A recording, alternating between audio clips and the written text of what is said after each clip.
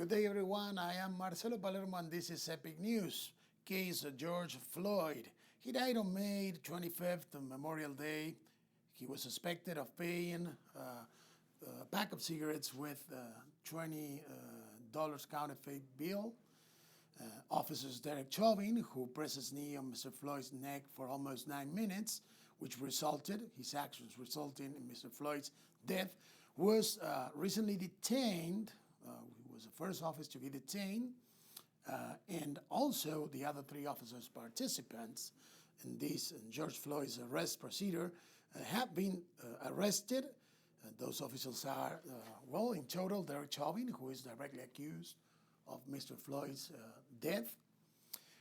Tao, another officer of Asian descent. Thomas Lang, a Caucasian officer. And J. Alexander Quang, who is of Somali origins. So this here does not defeat the purpose of accusing some officers of being racist. Not the most of them, but just a few, a minority that actually disgrace the uniform and the badge. But it certainly shows that there is certain ways of procedures and certain perceptions that have to be very and ultimately reviewed. In this case, we have, as we said, Tao, Thomas Lang, and Alexander Quang haven't been arrested, along with the officer who is responsible for eventually Mr. Floyd's death, Mr. Derek Chauvin. Chauvin is now being charged with second-degree murder. He was first just detained, and it wasn't being known yet what will be the case against him.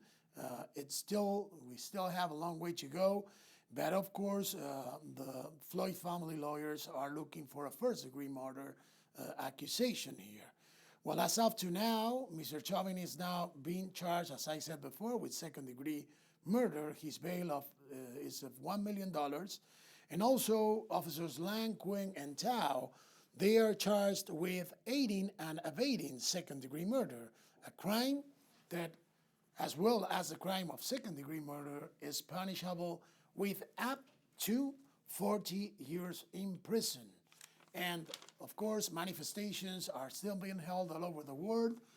Many United States embassies all over the world had to actually reinforce their security because they have citizens of different countries, protesters, manifesting and protesting in front of those embassies. Now, when we talk about COVID-19 is not going anywhere, and let's see some of the numbers. Worldwide, we have, at this moment, 6.29 million cases, 380,000 deaths, and no new recoveries. In the United States of America, we have 1.89 million cases with 432,000 recoveries, which is actually really good news. The death toll has ascended to 109,000 fatal cases now, cases that unfortunately those people are counted among the deceased. In the state of Texas, where our broadcast offices are sited in the southwest of Texas, let's say the whole state of Texas has a total of 68,274 cases, with 44,517 cases recovered and 1,734 deaths. In El Paso County, the place where our offices are at, we are entering actually right now the next reopening phases. We're talking about phases 3 and 3, and then phase 4. Parks and performance centers, amusement parks are going to be reopened, and they have to operate at 50% capacity. Well, they say that in counties with less than 1,000 COVID-19 cases, they are going to allow statewide to open amusement parks and performance halls and centers to operate at a 50% capacity on June 10. By June 19, all amusement parks and recreational centers, performance halls will be allowed to open and to operate at a 50% capacity. We know that we already have restaurants and bars and also barber shops reopen and beauty salons reopen and operating under the new standards. The whole thing comes down to letting all businesses operate at 50% capacity come June 19 in the state of Texas and in most states in the American Union or the United States of America, that is. And if that's to happen, what we're going to have is the phase 3. We're now in pre-phase 3 of the country's reopening, which is something that is going all through the world as well. Well, here in this area where we're at, we have currently 987 people infected. We had a total of 3,070 cases and 89 deaths. We have 1,797 recovered cases. And well, if we had to dissect the currently infected people, the cases right now, the active cases, we're talking about 987 cases. Out of those cases, 91 are in hospitals, 54 in intensive care units or ICUs, and on ventilators, only 30. So somehow the stats are looking a little bit better. We still have a lot to do. And again, the reason is that we don't have a vaccine, we don't have a pill, and we don't have a defined treatment.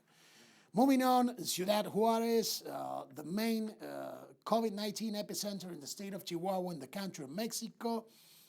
They are about to apply the Sentinel model, a model that will multiply the known number of COVID-19 cases per 8 times 8, so they can estimate how many cases could be right now out there that authorities are unaware of, or the many cases that can actually develop in the next 2 to 3 months, 1 to 2 to 3 months. But the sheer number of cases in Ciudad Juarez is 1,330 cases, deaths 294. In the state of Chihuahua, and we're talking about the biggest state of the Mexican country, there are 2,140 cases and 362 deaths. That is why Ciudad Juarez takes the biggest and heaviest toll when it comes to COVID-19. Again, the Sentinel model or Modelo Centinela was created in the year 2006 to control the influenza crisis. It was recommended by the World Health Organization, and the whole Mexican country is about to apply it, and it has been recommended also for the rest of the world. Mexico counts now 101,238 cases and 11,000 plus deaths. One of the countries that is actually on a downfall and keep on doing really bad in this war against COVID-19 is the South American giant, Brazil, which is actually being affected with more than 585,000 cases and 32,600 deaths. That's not the case with other countries. The neighbors of the South American giant, another giant, Argentina, has 19,255 cases and 583 deaths. Paraguay and Uruguay are doing fantastically well. Paraguay only counts 1,070 cases and only 11 deaths. In the case of Uruguay, 828 cases with just 23 deaths. Peru has picked a little, and that's unfortunate. They have in the Peruvian country a total of 179,000 cases with 4,894 deaths. Another country that had kind of been steady in the last month, we're talking about May, now we're entering June, we're on June the 4th, it's Colombia with 33,000 cases, 33,354 cases, and a total of 1,045 deaths. Well, this is Marcelo Palermo, and this is the English version for Epic News. Remember, every Thursday, we are at 92.7 FM, 1340 AM, El Paso, Texas, KVAV, CNN Radio, and via Facebook for the rest of the world. This is the news delivered in a smart, intelligent way. Thank you very much, and you all have a great day.